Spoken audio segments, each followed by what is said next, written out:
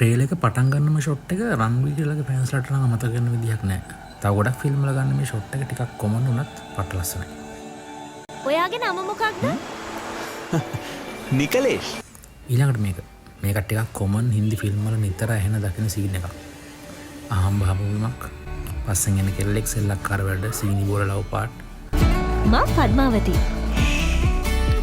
හැමෝම මට ආදරේට කියන්නේ පද්මා කියලා. මොහිත් සූරිගේ ෆිල්ම් ටිකක් මතක් වෙනවා. ආශිකී 2, එක් විලන්, මලං, සය්යාරා වගේ පොඩි වයිබ් එකක් දැනෙනවා.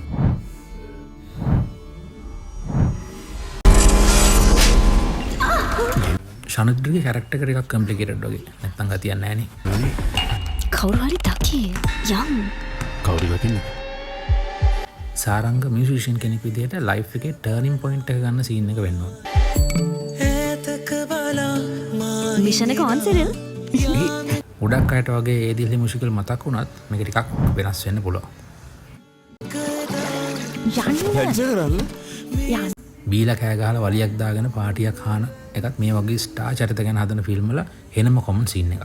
මමද ලැජ්ජ කරලා තියෙන්නේ මෙතන. මට මේ වෙලාවේ කතා කරන්න බෑ නේද? මේ චරිතට ඇත්තටම සංගීතා වයස වැඩි වුණත් මෙයාගේ කැපැසිටි එක නිසා චරිත නම් ගොඩ දාලා ඇති. ඒජ් ගැප් එක නම් ඕකේ. ඒත් ලුක් එක මීට වඩා ග්ලැමරස් වුණා නම් සාරංග වුණත් ජස්ටිෆයි වෙනවා සහ අපිට වෙන වයිබ් එකක් හැදෙන්න ඉඩ තිබ්බා. ඒ දිල්ලි මුස්කිල් එකේ අයිෂ්ගේ කැරක්ටර් එක තමයි හොඳම උදාහරණ. ඒක බලද්දී අපිට උනත් ලව් කරන්න හිතෙනවා. Sorry madam. මේක පවක් මැඩම්. මට මෙහෙම කරන එක පවක්. ලව් ට්‍රැංගල් එකක්, ඩ්‍රග්ස්, ලිකර්, පවුල් ප්‍රශ්න සහ අතරවන පාර්ශවයේ පලි ගැනීම. තමසේ සල්ලි පාද? බෑහම්බ කරපු දේවල්. ඒ හැමදේම මේකෙත් තියෙනවා. මේක නම් next level item song එකක්.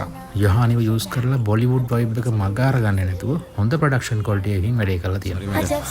හම්බ වෙන්න තියෙන දේවල් ගැන හිතන්න.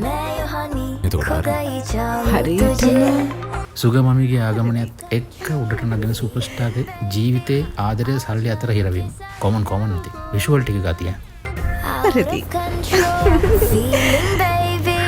आज ना रुके सारी रात ආදරේ මාව oh දැක්කා. baby ऐसा सा रंग डाला जैसे नशा ජොහානි, දිනේෂ්, කාංචනා, කයිසෙක්, නදිමල්. සින්දු ටික ගැන බලාපොරොත්තුවක් තියාගන්න පුළුවන්.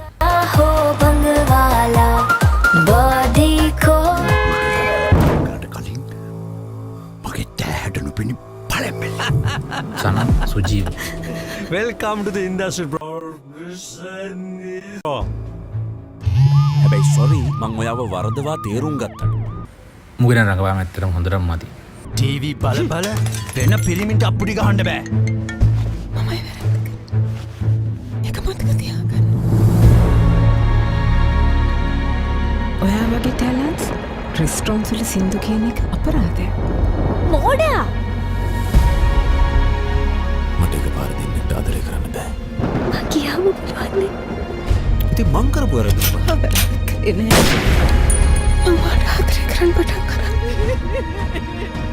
මං ජීවිතේ හසම මේ මට ලැබුණා.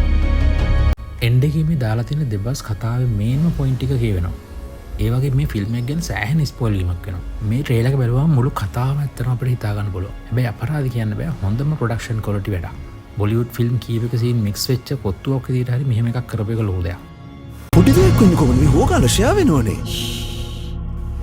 කාස්ට් එකයි AI මේ විදින්න පීක් එක යනවා අනිවාර්යයෙන්ම සෙනග අදින වැඩක් වෙයි. ඒක තමයි වෙන්න ඕනේ. අමුමාමු පට්ට කොපියක් නොවේවා කියලා තමයි අන්තිමට ප්‍රාර්ථනා කරන්නේ. ජය වේවා.